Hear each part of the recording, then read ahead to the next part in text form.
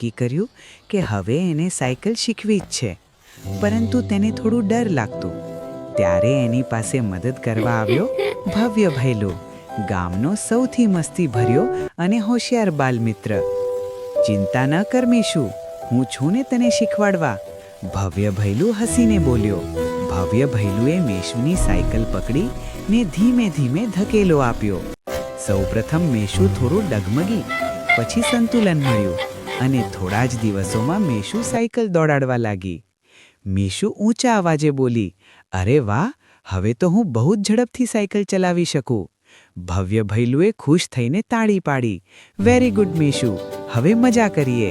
Cycle શીખ્યા પછી મેશુ અને ભવ્ય ભૈલુએ ઘણા રમતો રમ્યા. ખોસો ભાઈ કમ રાખો, છુપન છુપાઈ, કાગડો કાગડો, કોટી બિલ્લી, પાથરિયા ફોડ. બંને આખો દિવસ દોડ્યા, હસ્યા, રમ્યા અને ઘેર જતા સુધી મસ્તી જ મસ્તી કરી.